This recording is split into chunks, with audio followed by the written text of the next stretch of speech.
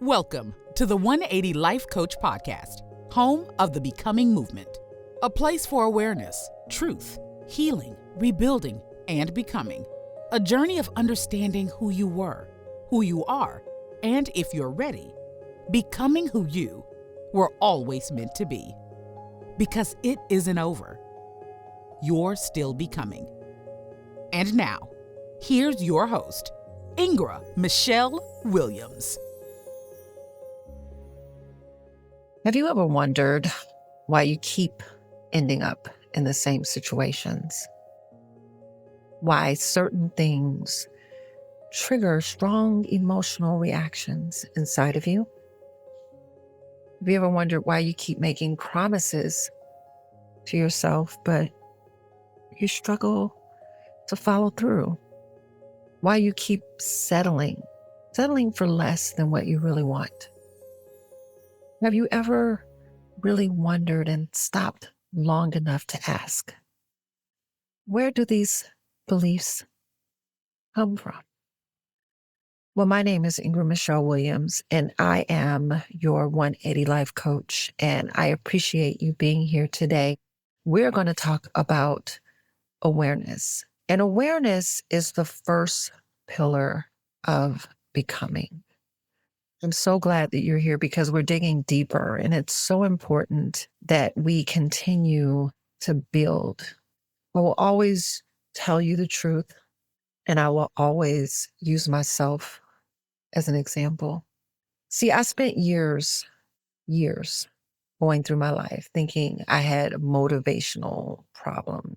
I'm just more motivated, I would do certain things, make certain things happen. Maybe it's a discipline problem. Maybe it even might have been a character problem. See, from my early 20s, I started to realize that something was off. The tough part was I couldn't put my hand on it because I had all these great things that I felt like I should be so grateful for. And I couldn't understand, if I had all these things to be grateful for, why am I so discontented in my life? Because as women, we want to have the family, we want the husband, the house, the car, the things, the good job. And I felt so blessed and fortunate to have those things. But at the same time, every time I accomplished one thing, I would rush off to do the next and the next and the next. And my friends would even say, like, Ingra, can you just stop for a minute and just enjoy what you've just done? But I couldn't. And I remember calling my mom one day because I felt like, okay, maybe we need to have a conversation. And I said, Mom, question for you. I said, people keep telling me, that I should be content. And I don't find that contentedness. And when is this going to go away? Like, literally, when is this going to go away? And I remember her responding, never. And I remember hanging up the phone. And because it's your mom, you accept what she's saying as truth. And of course, when she said it, I was like, okay, I am never going to be content. All right. So that's just how life is. And I accepted that fact, and I continued to go through my life, even after she was no longer here, expecting that this was normal. This is just the way I was. And so many people, we do that same exact thing. This is just what I do. But what I will tell you is that awareness changes everything, because you can't improve on what you're unwilling to examine. What do you mean? I will always say that what I've learned in my 56 years of life is that it all starts with asking the right questions. Any good therapist will get a client to open up because they ask the right questions. Many people, including myself, we're not aware that I even need to be aware that there's something I need to be aware of. Okay? So we're not aware that there's something that I even need to be aware that I should be aware of. So we go through our lives in autopilot. We're living, we're going from day to day. We spend most of our lives reacting instead of observing. We repeat patterns without even realizing that we're repeating them. So you'll continue to date the same type of guy. You'll say, you know what? I always date guys that are like really good at providing, but they're not emotionally available. They're never really there to talk to. They're never really there. They just provide. And so you'll have the expectation of that's what a good man is. And you will keep attracting subconsciously, unconsciously, men who just like to spend money. But then you're wondering why your relationships are shallow or you have men who are disconnected in your life. It's because you are living from a habit instead of from an intention. Instead of looking for someone and making that known as we talk to potential partners and ask the right question. So, how would you consider yourself in terms of communication skills? Are you following me? And so, because we never ask the right questions, we keep attracting the same person because we probably will observe to see how they take care of us and how much money they spend. And so, we're out every day on autopilot, not realizing that we are repeating the same patterns in our lives over and over and over again. We are surviving instead of living, working and living from habit instead of intention. And when we continue to live that way, we stay in our patterns. But once we become aware, awareness interrupts that cycle. Because now when you see, hey, I talked to this gentleman and I was telling him that I was really looking for somebody with great communication skills, but all he kept talking to me was about, I just know how to take care of people.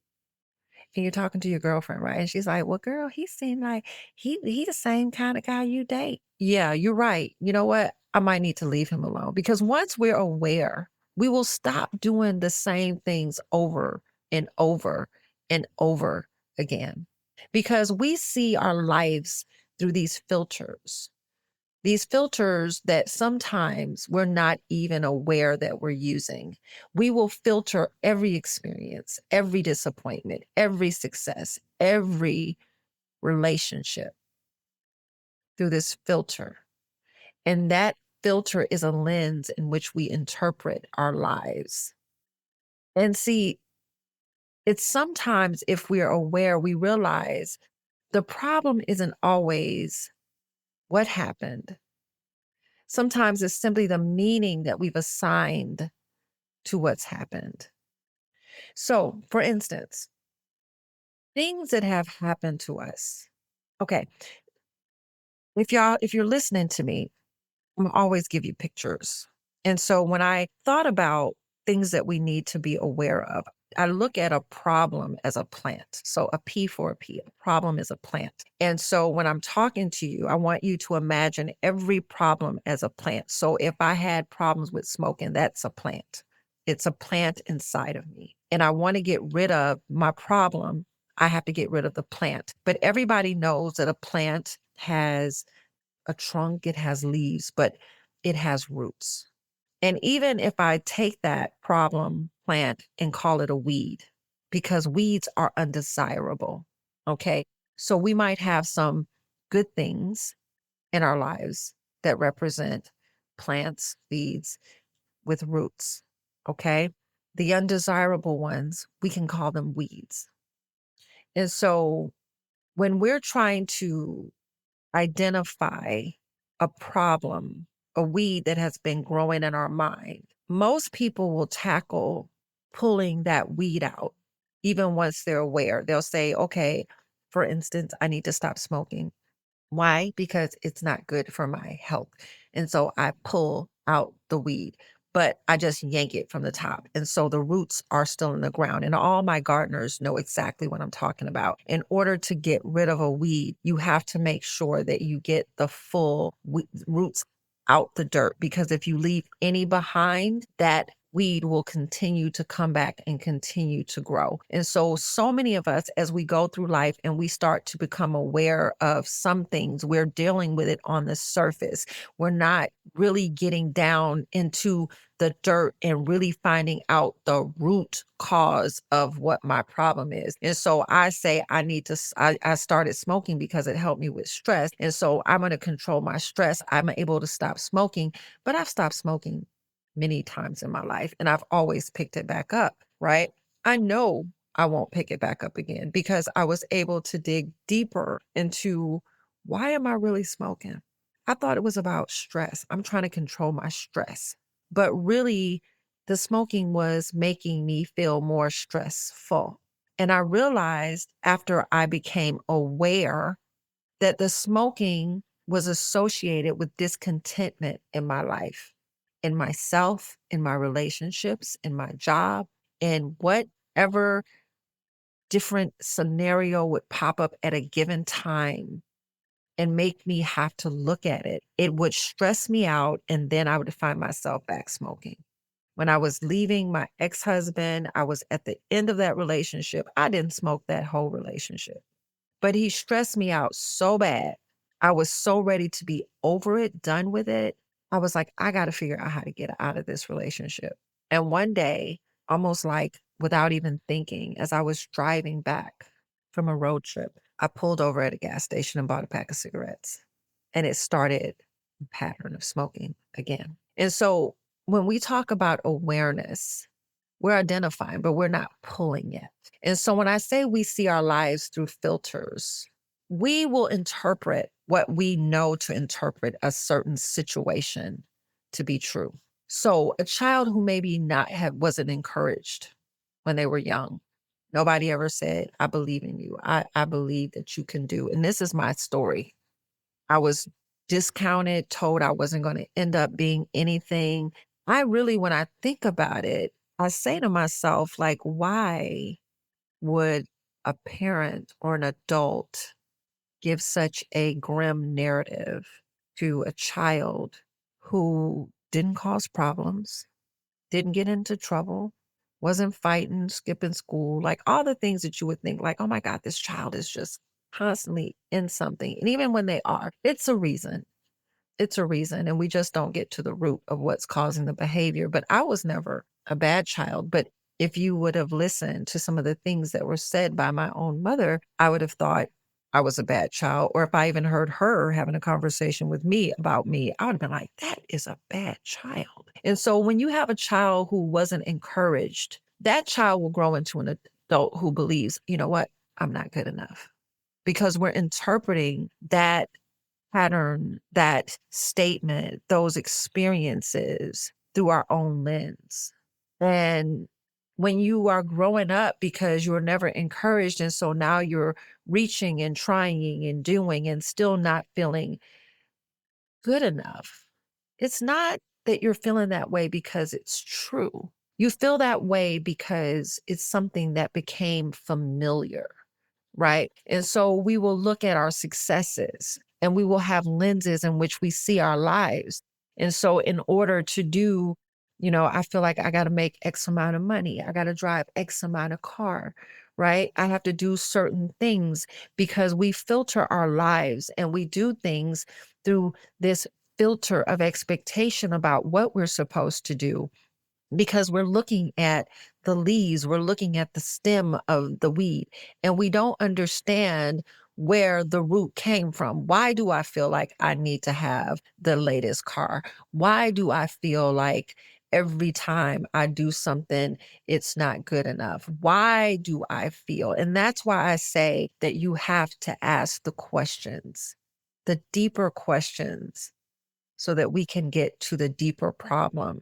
But what I will tell you above all things is that if you want to become, and we said becoming is not about being someone better, different, new. It's about becoming who you were always meant to be, before the bull, before the lies, before the hurts, before the disappointments, before the life started beating you down.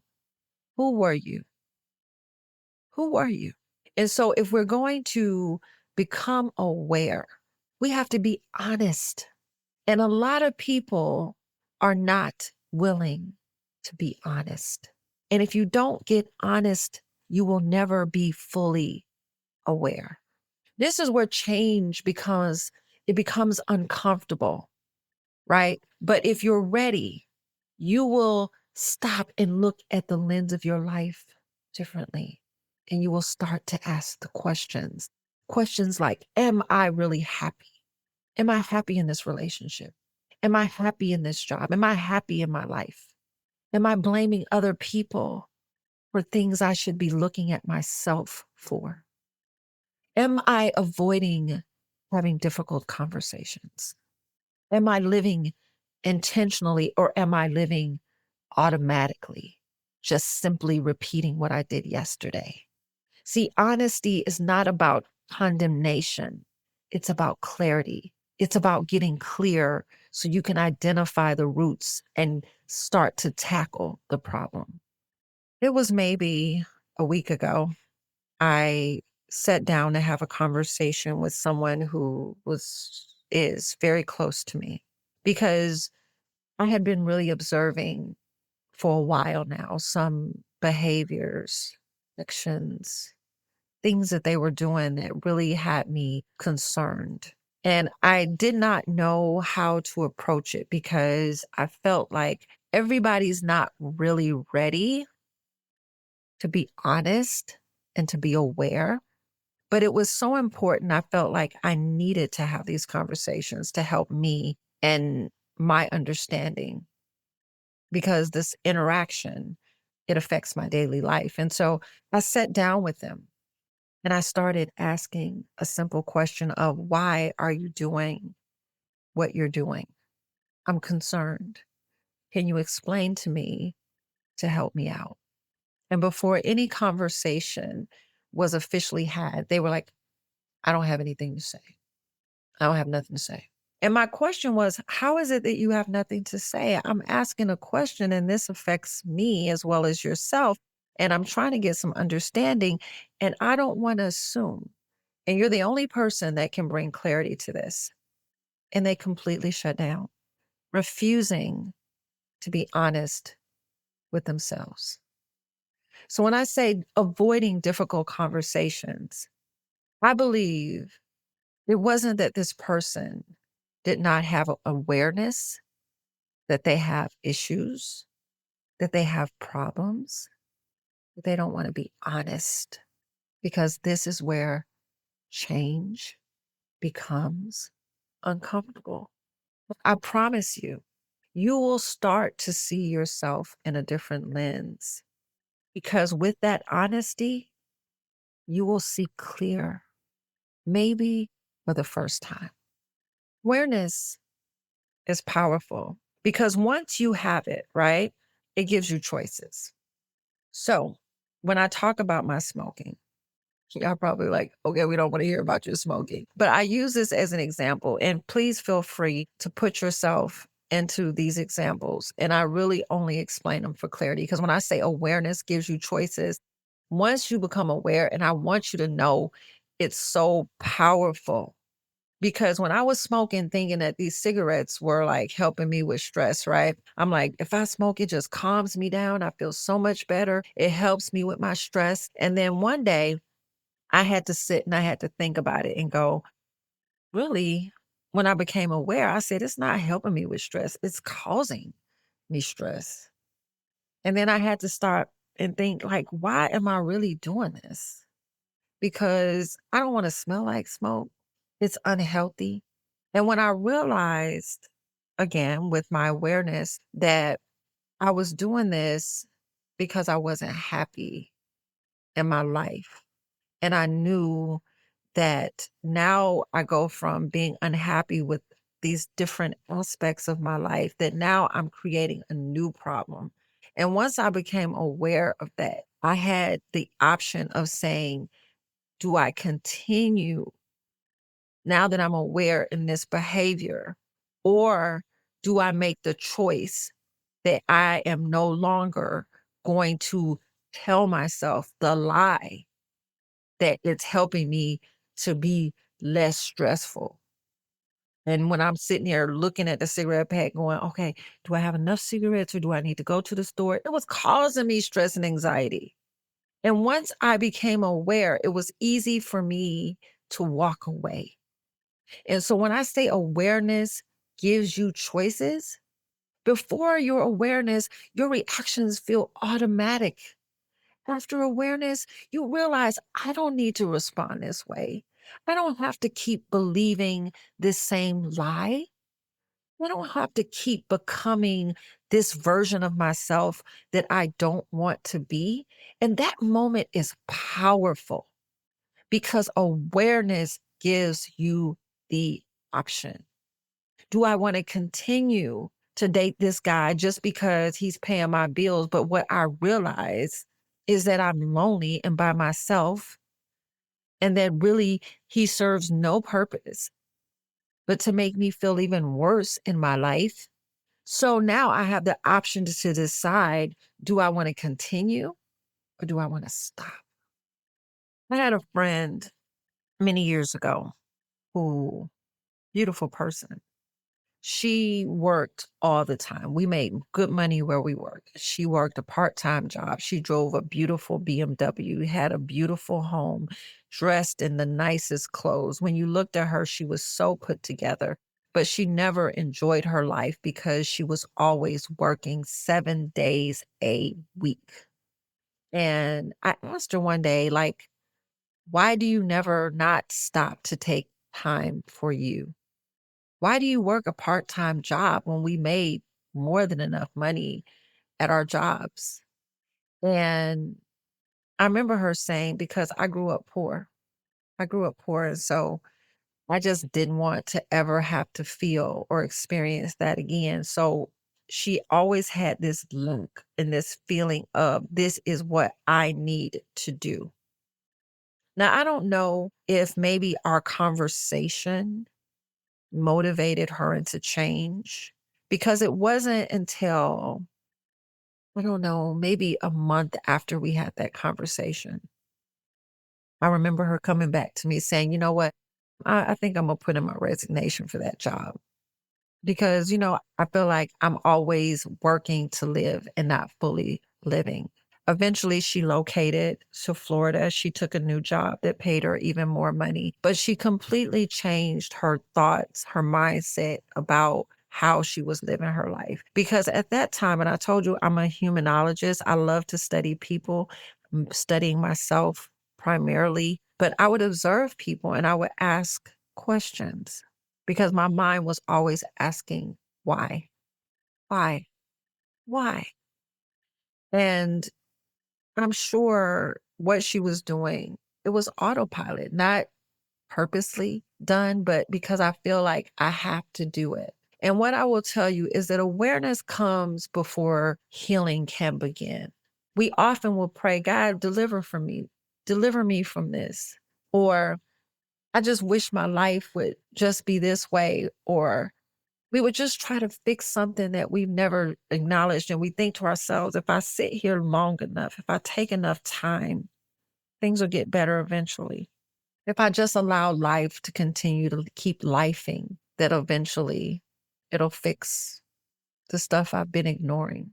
But we want to try to fix something. We want God to fix something that we've never acknowledged in ourselves. And the only way that true healing can begin is if we recognize it. Healing begins with recognition.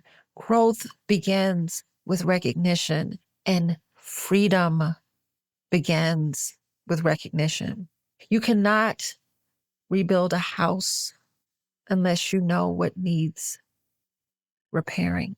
When I say house, I'm using that as a metaphor for you. But I want you to imagine if you went out and talked to a real estate agent and said, Martha, I want to start investing in refurbished houses because I want to use those houses to rent out to people. And Martha takes you out and y'all looking at houses, right? And she says, oh, this one is $50,000 and this one is $40,000, but this one is only $10,000. You might be apt to say, you know what, this is an investment. I'm going to go for the $10,000 house, right? But before a person can inhabit that house, we got to understand what's wrong. You can't just buy the house. No one wants to buy a house and not take the time to ask the question, why is this a $10,000 house and this one is a $50,000 house? And they look almost exactly the same. Like, what's wrong with it? Oh, well, this one, the AC unit is broken and there's some windows that need to be repaired and you'll need to put in a new furnace. So this one is $50,000. But this one over here that's 10, the full electrical system is damaged. The plumbing needs to be totally regutted. It's a bigger job. It's going to require more. And so you can't just throw a family into that house, say, I'm going to spend $10,000, put some paint on it, and they can't cut on the water or they don't have any lights. We have to identify what needs to be fixed. And that starts with awareness.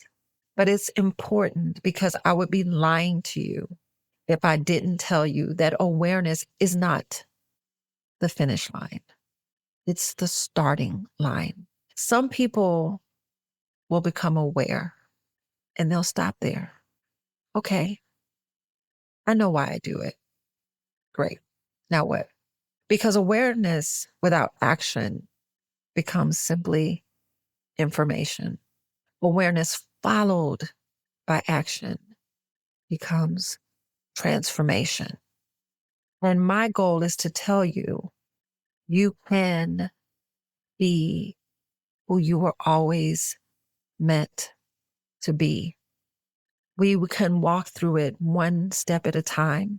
And I promise, as you become more and more familiar, you'll see, I get it now. And then you can start to apply the same principles that you learned to other areas of your life. And you'll start to gain momentum as you start to identify old patterns, as you become aware of those patterns. You start to look deeper and ask yourself the pertinent questions that need to be asked. Not only this is what I do, but why do I do it? I talked to you about children and how children made me feel uncomfortable, not up the street, but only when they were in my immediate vicinity of my home. And it being such a strong reaction inside of me that I was just like, oh my God, why am I feeling this way?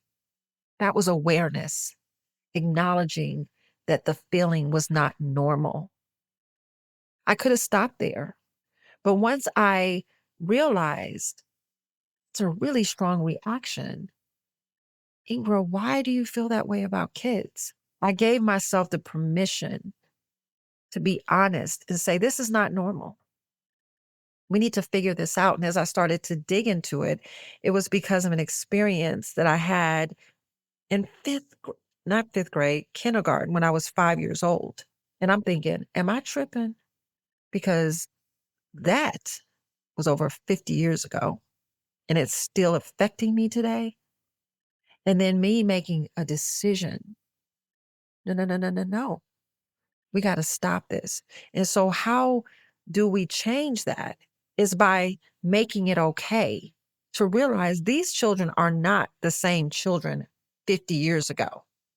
So I don't need to sit here and put these kids in a circumstance, in a box, because of what was done 50 years ago. Now that I can acknowledge it and I'm honest with myself about it and I see where it came from. The other day, I had kids running all through my house. And I was like, what is really going on? Because it's so hot outside. I'm like, you know what? Bring the kids in the house. To you, that might seem like, okay, that's not a big deal. For me, it was huge. Because now that 5-year-old experience has now been put to bed. And it wasn't that I was completely happy to have these kids running through my house eating popcorn. And then when I looked up, it was a little baby that looked like the baby was about 3 years old. She was actually the sister of the other kids that were at the house. But it made me laugh because I'm like, oh no, not the baby. That little commercial, oh no, don't forget about the baby. It made me laugh because I said, I have this family's their whole family in my home. Their mom is probably really happy right now that she's able to rest and get some peace and knowing that her kids are safe. And so every experience, it just continues to build on itself. And you start to have a freedom that starts to transform your life. And so when I said awareness followed by action becomes transformation, even if I had just stopped at saying, okay, this happened in fifth grade, but I never did anything after that, I started to allow the kids to come by more. I started to let them come closer to the house. They're sitting on the porch, not just out in the yard. And eventually they're in the house. And each action allowed me to transform. And that's a small example, but for me, it was huge. So as you are going through your week, I want you to ask yourself these questions. What patterns am I continuing to repeat in my life? What beliefs about myself have I accepted, never stopping to question where they came from? What have I been avoiding because it's too uncomfortable to think about or to talk about? Where in my life am I living on autopilot instead of moving with intention? And what is one area that I can work on becoming more aware of this week? Because that's where breakthroughs start to come, is when we become aware of things that we're doing, things that we're feeling, things that we're sensing, because we're going to continue to build into truth. And I want you to stay with me, because awareness isn't about discovering something new. Maybe it's finally seeing what's been there all along. Because the moment you begin to see yourself honestly, I promise you will also begin to see new possibilities. And when you slow down, pay attention to your thoughts. Notice your reactions in certain situations. And maybe ask yourself one simple question as you're navigating throughout your day. What is this moment trying to teach me about myself? Because awareness isn't about judging. It's about meeting yourself with honesty, because that's where true becoming begins. Thank you for joining us on the 180 Life Coach podcast. Remember, awareness is where it begins. What you do with that awareness is your choice, and becoming is your decision, because it isn't over. It's just the beginning.